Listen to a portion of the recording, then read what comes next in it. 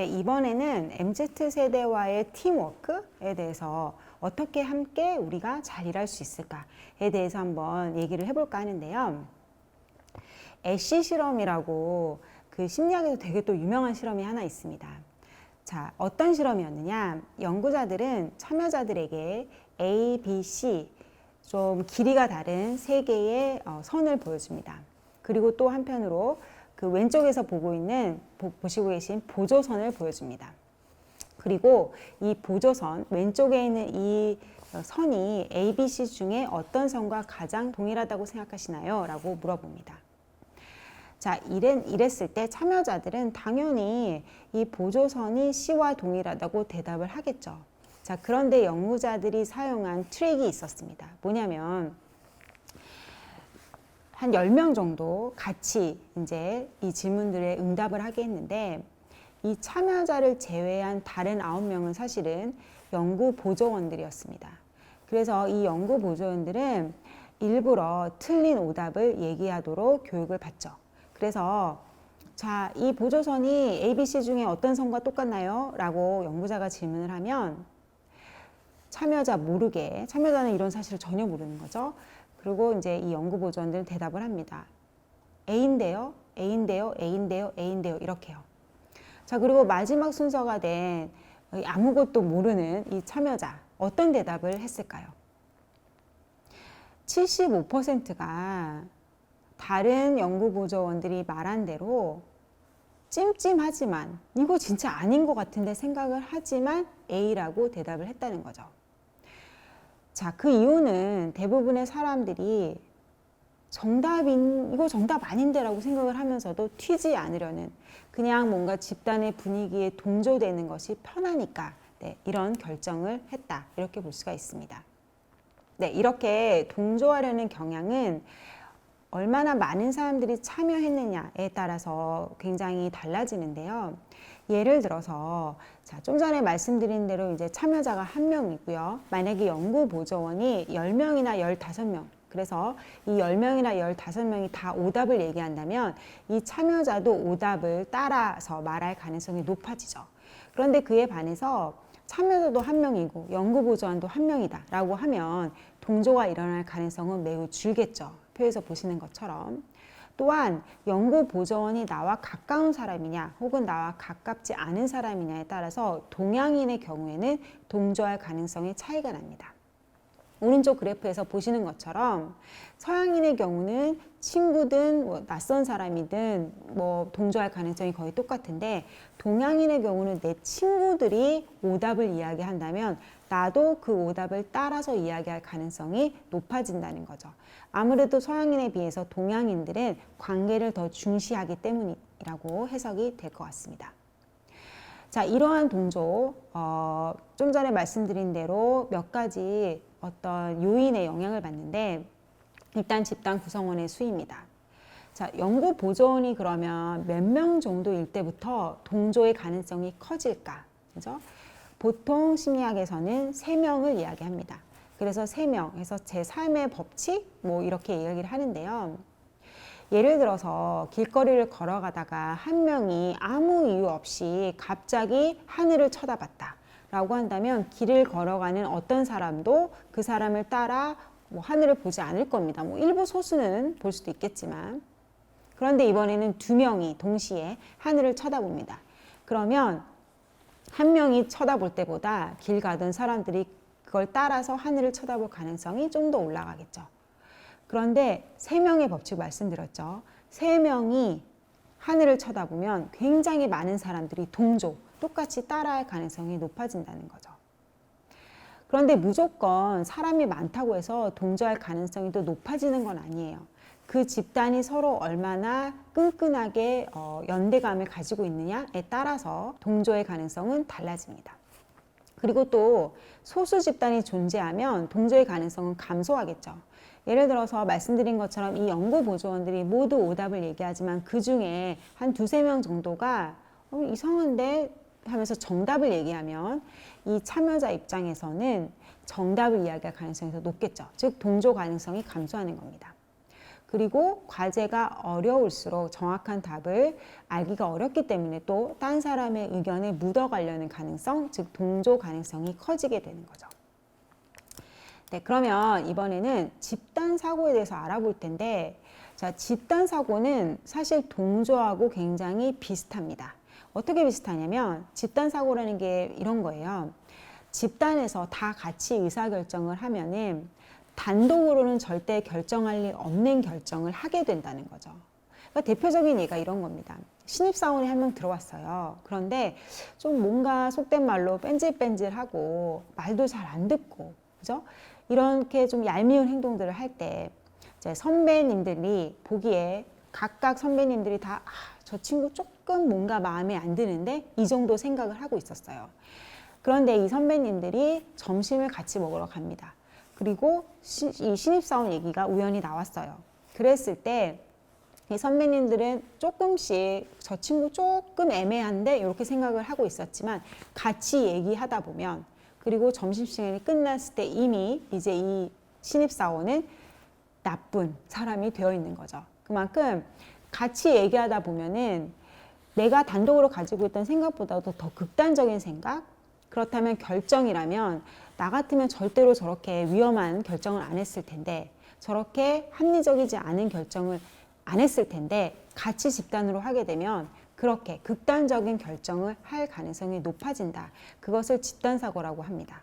집단사고가 왜 발생하느냐? 좀 전에 말씀드린 동조 때문이죠. 동조, 우리는 다른 사람의 의견에 따라가려고 하다 보니까 집단에서 결정을 할 때 집단사고가 발생을 하는 거죠.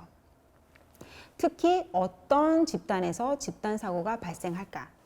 아무래도 개인주의보다는 집단주의 문화, 관계를 중요시하는 문화권에서 집단사고가 많이 발생하고요. 또 그 집단의 응집력이 높고, 그러니까 서로 뭐 친하다고 할까요? 또 우리, 하나 이런 것들을 중요시하는 집단에서 많이 나타나고요. 그리고 집단의 동질성, 비슷비슷한 생각을 하는 사람들끼리 모여 있으면 집단사고가 더 많이 일어나고요. 그리고 아무래도 리더가 지시적이고, 그리고 시간의 압박을 받을 때 빨리 뭔가 결정을 해야 되면 아무래도 다른 의견을 내기 힘드니까 동조가 많이 나타나서 집단사고가 발생을 하게 됩니다. 자, 그렇다면 아무래도 더 합리적인, 더 생산적인 결정을 하기 위해서는 집단사고를 최대한 줄일 필요가 있는데요. 이렇게 집단사고를 줄이기 위해서는 먼저 리더는 나중에 해야 됩니다. 즉 리더는 자신이 선호하는 의견을 먼저 밝히기보다는 모든 구성원들의 이야기를 먼저 들어야 되고요. 진짜 이때 꼭 들으셔야 됩니다. 왜냐하면 리더분들이 뭐 자네들 생각은 어떤가? 라고 물어보신 다음에 약간의 침묵 견디지 못하시고 그렇다면 내 얘기는, 내 생각은 이렇게 많이 하시잖아요. 진짜로 모든 구성원들이 자신의 얘기를 할 수 있도록 기회를 줘야 되고요. 그 다음에 악마의 대변인을 사용하실 수도 있습니다. 뭐냐면 그 집단 내에서 누군가가 비판의 목소리를 내야 집단 사고가 감소하니까 뭐 무작위로 집단 내에서 한두 명한테 네가 악마의 대변인을 맡아 라고 하고, 이 악마의 대변인을 맡은 이 사람들은 무조건 비판을 해야 돼요. 이렇게 비판을 하는 역할, 악마가 활동을 하다 보면 이제 다른 사람들도 그런가? 의심을 하게 되고, 그런가? 이렇게 생각도 해봐야 되나? 이렇게 된다는 거죠. 그리고 이제 전체 집단을 하위 집단으로 나누는 거예요. 예를 들어서 20명이 있다라고 한다면 20명의 모든 목소리를 자유롭게 내기가 힘드니까 3명씩 나누어서 하위 집단별로 토론하게 하고 전체가 모여서 의견 나누는 이런 방법들. 그리고 이제 외부 전문가 사용하는 방법도 있습니다. 아무래도 그 집단 내에서 의논하고 결정하는 것보다는 외부인의 어떤 의견을 듣는 것이 집단 사고를 줄이는데 효과적이겠죠. 그러면은 집단 사고에 대해서 말씀드렸는데, 그러면은 뭔가 집단이 다 같이 뭔가를 하는 게 늘 나쁜 걸까? 네, 꼭 그렇지는 또 않습니다. 상황에 따라서 어떤 집단이냐에 따라서 같이 하는 것이 도움이 될 수도 있고 같이 하는 것이 도움이 되지 않을 수도 있는 거거든요.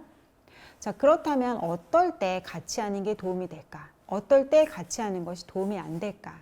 일단 결론부터 말씀드리면, 내가 이미 잘하고 있는 일 혹은 간단한 일은 같이 할 때 더 좋은 효과를 나타냅니다. 그런데 반대로 내가 잘 못하거나 또 그 일 자체가 너무 복잡하면 다 같이 하면 오히려 방해 효과가 나타나는 거죠. 그래서 이것을 우리가 시너지 효과 혹은 링겔만 효과라고 하는데, 먼저 시너지 효과부터 살펴보면, 자, 시너지 효과는 말 그대로 1-1이 3이 되는 거죠. 혹은 어떨 때는 1-1이 5가 되기도 하고, 한 사람 한 사람이 할 수 있는 그 양이 있는데, 생산력이 있는데, 각자 하면은 2밖에 결과물이 안 나오지만, 이렇게 같이 모여 했을 때 시너지 효과가 나타나면 3의 결과가 5의 결과가 나타나는 거죠. 이러한 시너지 효과를 활용한 예시, 뭐 같이 공부를 한다든지, 꼭 단독으로 일하기보다는 뭐 팀워크를 만들어 가지고 같이 일한다든지, 뭐 이런 게 될 수가 있겠죠.